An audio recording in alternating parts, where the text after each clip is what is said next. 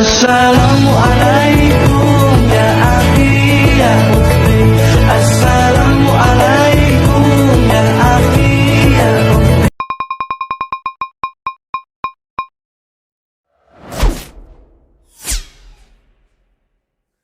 Langkah indah orang bersedekah, dekat dengan Allah, dekat dengan surga.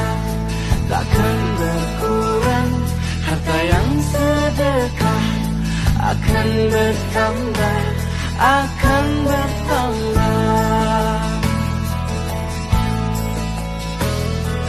Allah Maha Kaya yang Maha Pemurah, yang akan mengganti dan membalasnya.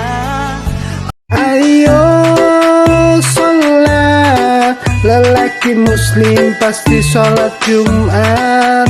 Ayo sholat, lelaki muslim pasti sholat Jumat.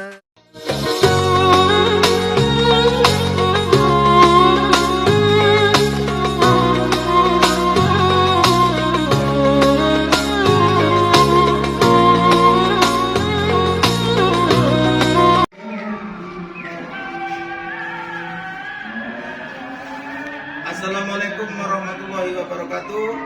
Selamat datang dan selamat jumpa kembali di Jumat Berkah Masjid An-Nur Taman Permata Indah. Ini Jumat Berkah yang dimotori oleh Bapak Priyono, yang sekarang ini disajikan oleh Bapak Budi dan Bapak Darsono dan Bapak Ismuwati. Demikian ini yang disajikan supaya nantinya itu anak-anak dan para jamaah sekalian supaya senang. Bagi yang lainnya barangkali mau ikut masuk di Jumat Berkah bisa menghubungi Bapak Priyono. Demikian saya ucapkan khususnya terima kasih kepada Bapak Budi dan Bapak Darsono, Bapak Ismuwati. Mudah-mudahan amal dan ibadahnya diterima oleh Allah Subhanahu wa taala. Amin ya rabbal alamin. Wassalamualaikum warahmatullahi wabarakatuh.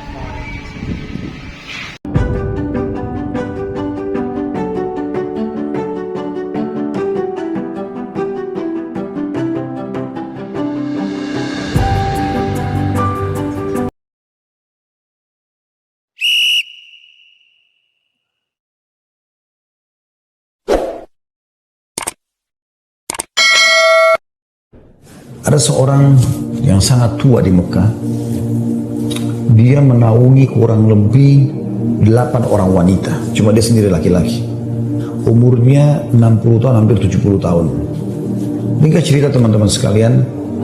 At-Tabari menceritakan karena dia bilang, saya hadir dari awal kisah ini maka saya coba ceritakan. Dia bilang ada seseorang yang tua, miskin, di musim haji. Dia coba mencari sesuap nasi. Kemudian dia tidak temukan. Lalu dia pulang ke rumahnya. Dia ditanya oleh istrinya, apakah ada makanan buat kita hari ini? Maka dia bilang, saya sudah coba tadi keliling mencari makanan buat kita buka puasa, tapi nggak ada. Kemudian dia bilang, coba saya keluar lagi. Keluarlah orang tua ini, jalan jauh dari rumahnya. Apa kira-kira yang harus dia lakukan? Dia harus kerja kemana? Sambil bermunajat kepada Allah, ya Allah berikanlah rezeki. Sampai karena dia capek, dia dulu bawa sebuah pohon. Kemudian dia sengaja tangannya dia menyentuh tanah yang ada di situ. Kemudian dia menyentuh seperti satu barang keras gitu. Untuk dia lihat ternyata ada kotak di sebelah dia. Dan kotak ini biasa dipakai untuk ngisi emas. Maka dibukalah sama dia kotak tersebut. Ternyata betul ada emas dalam. Banyak sekali. Kalau saya tidak salah waktu itu 1000 keping. Ini harta yang luar biasa. Nggak ada orang di bawah pohon. Maka diambil sama dia, dibungkus dengan rapi. Pada saat itu terlintas di benaknya syaitan menggoda, kau orang miskin, kalaupun kau tidak mau mengambil semua, ambillah minimal 1 batang emas atau 1 koin dinar emas yang kau bisa infakkan untuk buka puasa keluargamu. Tapi dia melawan sambil dia mengatakan, tidak bisa, ini bukan hak saya. Kalaupun ini luqata ini seperti harta yang ditemukan, kan itu syaratnya harus teman-teman sekalian diiklankan selama setahun ya. Selama setahun Anda iklankan, kalau sudah setahun baru bisa mungkin jadi hak milik Anda. Dia pulang ke rumahnya, lalu kemudian dia rencana tidak mau sampaikan kepada istrinya. Terus istrinya rupanya karena membuka pintu melihat ada di tangannya sesuatu, maka istrinya bilang, apa kau sudah bawa bekal buat kami? Kata dia, nggak ada. Lalu kemudian dia mengatakan, tapi apa itu? Di bawah bungkusan kainmu. Dia bilang, ini bukan urusan kamu. Dia bilang, saya minta atas sama Allah, jelaskan apa itu. Karena istrinya membawa nama Allah, maka dia mengatakan ceritanya begini tadi. Istrinya perempuan miskin dengar emas, perempuan kaya saja dengar emas mungkin tertarik, apalagi yang miskin yang susah gitu. Maka dia mengatakan, kalau gitu kita bisa gunakan karena kita orang miskin dan itu harta yang kau temukan. Kata dia, tidak, demi Allah. Kalaupun ini kita bisa gunakan setelah 1 tahun kita iklankan, tidak boleh sembarangan. Maka istrinya bilang, kalau begitu minimal ambil 1 koin dinarnya, kita pakai buka puasa, halal buat kita sekarang, kita ini miskin sekali, nggak bisa apa-apa. 8 orang kau harus naungin sekarang. Dia bilang, tidak, demi Allah. Kalau seandainya kau sentuh kotak ini ada yang kau ambil, demi Allah kau saya ceraikan. Istrinya kaget dengan kata-kata itu. Akhirnya dia lihat keseriusan suaminya, tidak berani juga. Disimpanlah di rumahnya. Akhirnya tiba waktu buka puasa, mereka buka puasa apa ada, air putih saja, roti-roti kering ada di rumah, itulah yang dimakan sudah. Besok pagi selepas sholat subuh di Masjid Haram, orang tua ini pas keluar, ternyata ada 1 orang dari Khurasan naik di atas sebuah batu dekat Masjid Haram lalu teriak-teriak. Dia mengatakan, wahai muslimin, wahai hamba-hamba Allah, saya kehilangan sebuah kotak isinya 1000 dinar emas.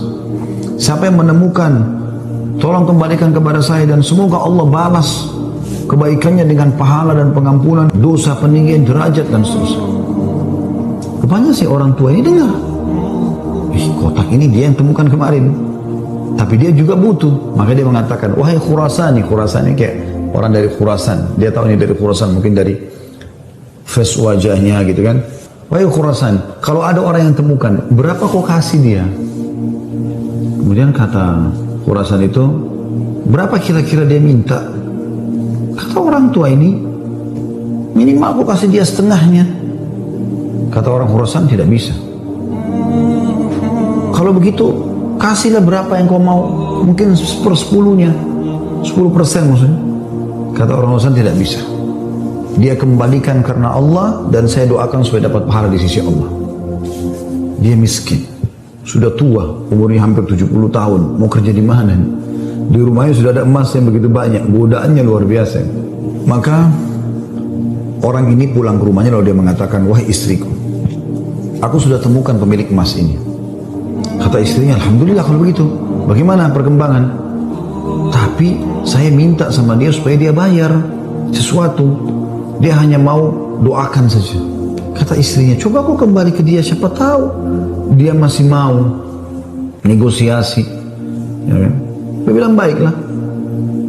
Dia kembali lagi, ketemu lagi sama orang tadi di hari yang ketiga sekarang. Maka orang itu sama orang Khurasan naik atas batu yang sama dekat Masjid Haram. Wahai muslimin, wahai hamba-hamba Allah, ada yang menemukan peti saya isinya 1000 dinar emas. Semoga Allah berikan dia kedudukan, Allah ampuni dosanya, angkat derajatnya dan seterusnya, didoakan gitu. Datang lagi orang tua mengatakan, wahai Khurasan, saya sudah bilang sama kau kemarin, berilah upah. Mungkin kalau kau tawarkan upah, orangnya mau mengembalikan penemunya. Kata dia, berapa paman saya kasih? Dia bilang, saya bilang kemarin 1/10. Orang sana mengatakan, enggak, saya enggak mau.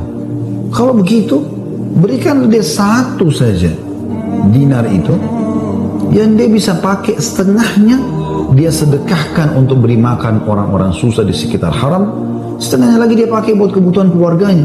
Orang Khurasan ini diam lalu mengatakan, tidak, demi Allah. Jadi luar biasa, dia nggak mau kasih. Pokoknya dia kembalikan utuh atau nggak usah. Dan dia berharap pahala di sisi Allah. Kalau dia minta bayaran, saya nggak mau. Orang ini kembali lagi ke rumahnya, bilang lagi sama istrinya, orang ini betul-betul nggak mau 1 dinar pun dia nggak mau kasih. Kata istrinya, lalu bagaimana? Kata dia, saya akan berazam sudah mau kembalikan. Semoga Allah menyelesaikan permasalahan kita.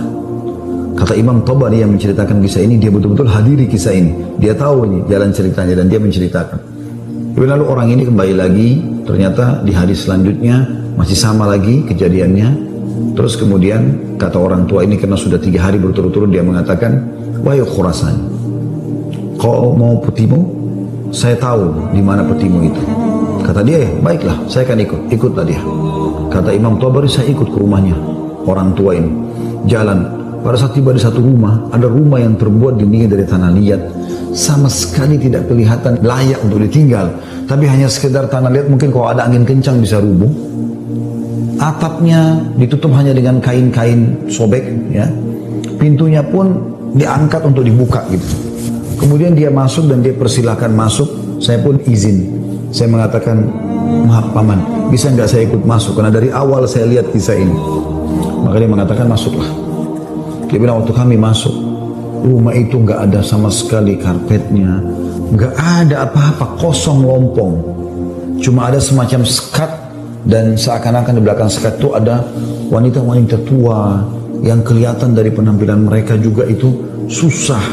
Lalu kemudian orang tua ini menuju ke satu arah di rumahnya, terus digalilah tanah, dikeluarkanlah kotak tersebut. Lalu kemudian dikatakan, sayalah penemunya hartamu itu, ini. Dan saya sempat minta sama kamu agar kau berikan sebagian. Sebagaimana kau lihat ini keluarga saya, susah begini. Saya sendiri laki-laki dan umur saya sudah hampir 70 tahun, sementara ini istri saya ada di sini juga sudah tua, ada mertua saya, ada 2 saudari saya, ada 4 anak saya. Mereka semua miskin. Maka orang Khurasan itu mengatakan, dia buka, dia periksa, ternyata masih utuh 1000. Dia mengatakan, tidak, saya tidak akan memberikan apa-apa. Lalu kemudian dia angkat, lalu dia keluar. Saya cuma bisa doakan kamu kebaikan. Waktu dia keluar, kata Imam Tabari, semua perempuan-perempuan tadi yang tua-tua ini ada yang memang bajunya kusut, seperti orang yang menggigit jari dan kaget ada orang diberikan kembali 1000 dinar, tidak dibayar sedikit pun. Dan tokoh kita ini luar biasa, dia hanya mengatakan inna lillahi wa inna ilaihi raji'un. Dah, kalimat istirja, ini musibah. Sudah mendapatkan apa dan dia betul-betul jujur, dia jaga, dia enggak ambil karena takut kepada Allah SWT. Kata Imam Tabari bilang, saya tidak tahu mau bilang apa. Saya pun menundukkan kepala, serba salah, karena waktu itu Imam Tabari masih muda dan belum punya apa-apa gitu. Dia juga mau bantu apa gitu. Dia bilang, tiba-tiba ada yang ketuk pintu. Lalu pemilik rumah ini buka, ternyata orang Khurasan tadi kembali lagi. Kata dia, ada apa wahai Khurasani? Istilahkan Khurasani maksudnya nisbat kepada negeri Khurasan itu ya. Kata orang Khurasan itu, bisa saya masuk? Kata dia, baik, silahkan masuk. Masuklah dia. Kemudian dia mengatakan begini ceritanya. Saya ini punya seorang ayah yang meninggalkan 3 peti emas seperti ini. Masing-masing isinya 1000 dinar emas. Ayah saya waktu meninggal, dia mengatakan, 1 kotak, berarti 1000 dinar emas, kau bagikan sebagai waris. Itu sudah banyak sekali. 1 kotak 1000 dinar emas lagi, kamu gunakan untuk pergi haji, kalau aku meninggal. Dan 1 kotak dinar emas lagi, sepertiga hartanya maksudnya, itu kau berikan kepada 1 orang yang sangat miskin dan susah. Saya ingin supaya mereka jadi baik kehidupannya. Maka dia bilang orang Khurasan ini, itulah sebabnya wahai paman, saya tidak mau memberikan Anda 1 dinar pun, karena ini amanah orang tua saya. Tapi demi Allah, setelah saya keluar dari sini, saya tadinya memang mau menguji, mau melihat apakah Anda betul-betul susah atau tidak. Nanti sudah saya lihat tempat Anda dan saya keluar, Anda pun tidak marah, tidak apa, maka saya melihat Anda orang yang paling layak untuk menerima. Maka ambillah ini semua sedekah atas nama ayahku. Kata Imam Tabari, tiba-tiba orang itu taruh, kemudian dia lari pergi. Saya berusaha mengejarnya, ingin mengucapkan terima kasih bersama pemilik rumah, kami sudah tidak bisa melihatnya, dia sudah hilang orang itu. Kemudian saya pun dipanggil kembali oleh pemilik rumah, duduk, kemudian dibukalah pada saat itu kotak itu, lalu mulai dia panggil ke 8 wanita yang ada di rumahnya itu. Kata Imam Tabari, demi Allah dia mulai membagi kepada kami rata. Karena jumlah kami 10, maka kami masing-masing mendapatkan 100 dinar. Setelah selesai, lalu dia mengatakan kepada istrinya, wahai istri, bukankah ini lebih baik setelah kita sabar sedikit, Allah menjadikan semua jadi milik kita, daripada kemarin kamu ambil 1 dinar tapi haram. Kemudian dia balik kepada saya, kata Imam Tabari, dan dia mengatakan, demi Allah, baju ini yang saya pakai, dia bilang, hanya ini baju yang utuh di rumah kami. Sebagaimana kau lihat baju-baju ini semua dipakai oleh keluargaku, tidak ada yang layak dipakai sholat. Jadi kalau waktu sholat tiba, saya sholat dulu, kemudian saya sembunyi di satu tempat, baju ini saya buka, dipakai oleh istri saya, dipakai sholat. Habis itu dibuka, dipakai sholat oleh mertua saya, dibuka, dipakai sholat oleh saudari saya, oleh anak saya. 1 baju. Kata Imam Tabari, saya berterima kasih padanya, kemudian saya pergi. Saya menemukan harta itu sangat berkah dalam hidup saya, dia bilang. Beberapa tahun kemudian saya datang lagi ke Mekah, saya datang ke alamat yang sama, rumah itu sudah tidak ada. Saya cari tahu ternyata orang tua ini sudah meninggal, dan saya temukan anak-anaknya yang perempuan 4 itu semua menikah dengan tokoh-tokoh masyarakat Mekah, orang-orang kaya, dan keluarga mereka menjadi orang yang mampu semuanya.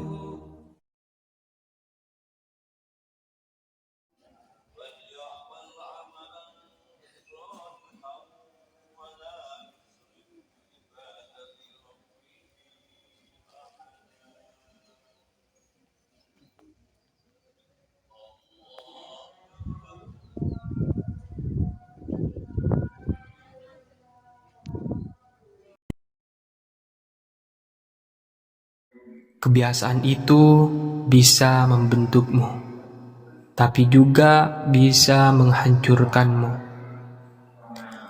Kamu bisa menjadi seperti apa yang kamu pikirkan, tapi kamu juga bisa menjadi seperti apa yang kamu lakukan terus-menerus. Kebiasaan itu, baik yang sadar maupun tidak sadar, akan menentukan hidupmu. Berhasil atau tidak, menyenangkan atau menyedihkan. Mari kita belajar beberapa kebiasaan orang sukses, seorang pemenang, seorang juara, mereka yang secara konsisten tampil di level tertinggi, mereka yang menjalani hidup sepenuhnya. Pertama, mereka menetapkan tujuan. Ada pepatah, jika kamu tidak tahu kemana kamu pergi, maka kamu akan berakhir di tempat lain. Ini benar, baik dalam bisnis maupun kehidupan. Jika kamu tidak memiliki target yang jelas untuk dibidik, kamu akan selalu meleset. Tetapkan tujuan dan buat rencana tentang bagaimana kamu ingin mencapainya. Meskipun mereka tidak menyukainya, mereka tetap melakukannya. Mereka bekerja ketika tidak ada yang melihat. Biasakanlah untuk bekerja keras, bukan untuk mencari pengakuan atau pujian atas kerja kerasmu. Tidak ada yang perlu tahu kesibukanmu. Tidak ada yang perlu tahu perjuanganmu. Kamu bisa menceritakan kisahmu ketika kamu sudah melaluinya. Kebanyakan orang ingin dilihat sebagai pekerja keras, tapi tidak benar-benar melakukan pekerjaan. Biarkan tindakanmu yang berbicara, karena usaha tidak akan pernah mengkhianati hasil. Kedua, mereka memiliki prioritas. Kebanyakan dari kita manusia cenderung mengambil terlalu banyak di piring kita. Tapi percayalah, kamu tidak akan pernah menghabiskan semuanya. Kamu harus belajar memprioritaskan mana yang penting dan benar-benar membuang yang tidak penting. Pastikan kamu selalu melakukan tugas yang paling penting terlebih dahulu. Kamu harus mengejar yang lebih besar, fokus, dan kunci. Dan seiring berjalannya waktu, benih yang kamu tanam akan tumbuh menjadi keberhasilan. Dan yang ketiga, belajar. Saya belum pernah bertemu orang sukses yang tidak terobsesi untuk terus berkembang dan selalu belajar. Semua orang sukses memiliki kesamaan ini. Mereka selalu ingin belajar lebih banyak dan menjadi lebih baik setiap hari. Buatlah kebiasaan baru, bukan kebiasaan yang biasa-biasa saja, tapi kebiasaan yang luar biasa. Dan saya jamin, hidupmu akan berubah. Kamu akan mendapatkan hasilnya, dan apa yang kamu dapatkan akan terus meningkat dengan sangat cepat. Tapi tidak hanya itu, saat kamu memiliki kebiasaan baru yang luar biasa, kamu akan langsung merasa lebih baik kamu akan memiliki kesegaran baru dalam hidupmu, memiliki dorongan serta semangat untuk mencapai hal-hal hebat. Yang semua ini tentang itu, kesegaran. Mencari tempat di mana kita disegarkan setiap hari, untuk menjalani hari dengan penuh semangat, untuk terus belajar, bekerja sesuai prioritas, dan meraih semua tujuan serta cita-cita. Ambil tindakan hari ini, jangan menunggu lagi.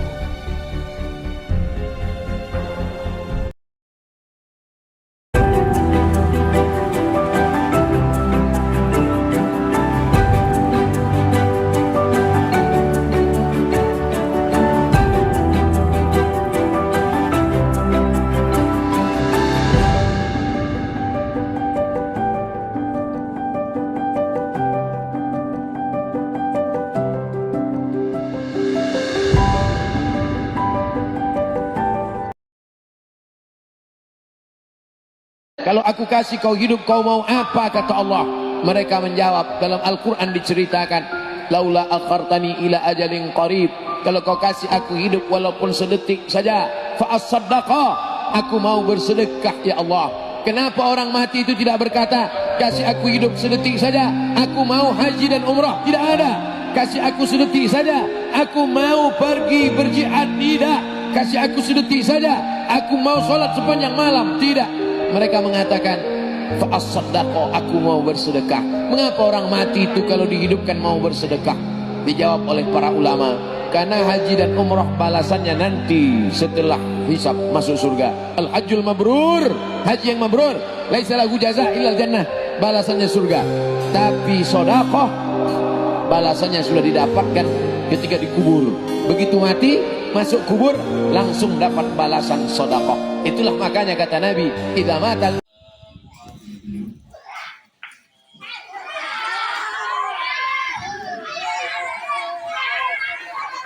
satu-satu, ayo satu-satu.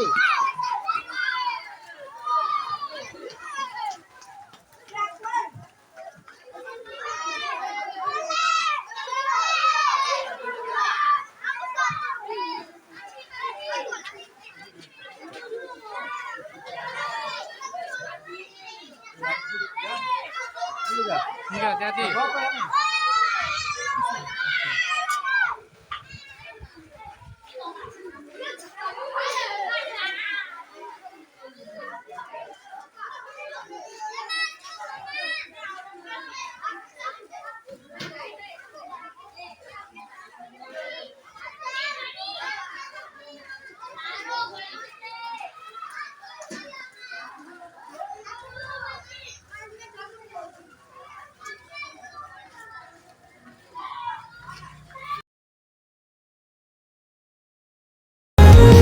Jangan stres, jangan depresi, jangan jadikan hidup sebagai beban. Tetap banyak beribadah, tetap banyak bersedekah, tetap banyak watawasau bil haq watawasau bis sabr. Kalau kau jaga yang tiga ini, maka Allah akan janji berikan yang keempat, wa rafa'na laka dzikra. Allah angkat derajatmu. Saya kasih satu rahasia, InsyaAllah menjadi amalan buat kita semua. Ketika anda bersedekah, jangan lupa disertai dengan doa. Contoh, anda isi sedekah, pasti anda masing-masing punya hajat. Punya hajat. Begitu anda memberi infaknya, memberi sedekahnya, anda berdoa seperti ini, ya Allah, dengan berkah sedekah ini kabulkan.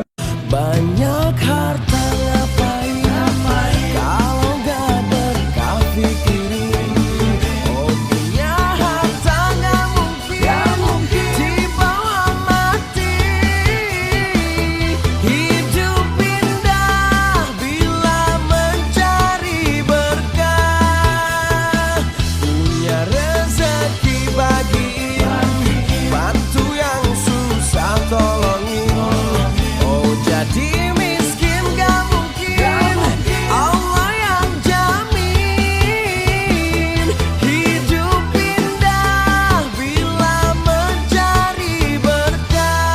sedekah terang-terangan itu boleh, sedekah sembunyi-sembunyi itu boleh. Yang gak boleh mana? Terang-terangan tidak sedekah. Sudah gak sedekah, nyinyirin orang yang sedekah. Ya Allah, aneh kadang orangnya. Bisa gitu jempolnya enak banget itu ngetik, sedekahmu gak akan Allah terima. Anda tuh siapa? Apakah Anda pernah membelah dadanya orang itu sampai Anda tahu isi hatinya? Yang Anda bilang riya. Ketahuilah kata para ulama, siapa yang menuduh saudaranya berbuat riya, sungguh hatinya yang rusak. Siapa yang dengan mudahnya menuduh seorang hambanya Allah berbuat riya, riya. Siapa yang rusak hatinya? Dia yang menuduh yang rusak. Karena apa?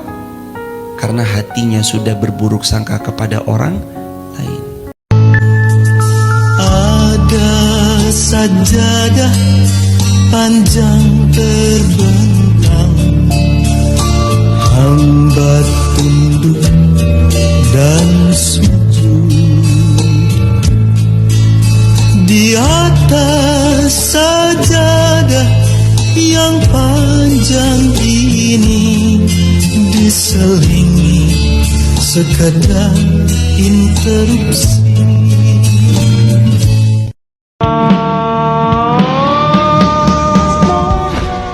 Allah tahu kita capek, Allah tahu kita lelah, Allah tahu kita punya niat yang baik untuk apa yang sedang diusahakan. Allah tahu kok.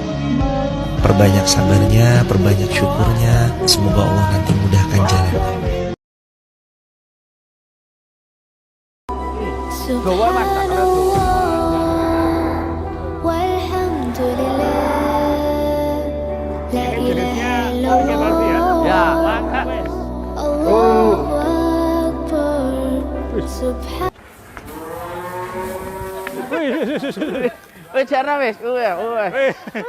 Kendori Pak, kendori apa Pak?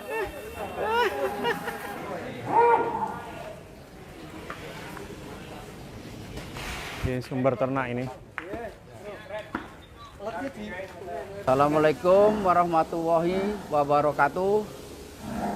Di sumber ternak farm, alhamdulillah kita kedatangan teman-teman Mas Lutfi, Mas Redvan pada ke kandang kami untuk survei sapi-sapi jumbo di kandang 2 lantai.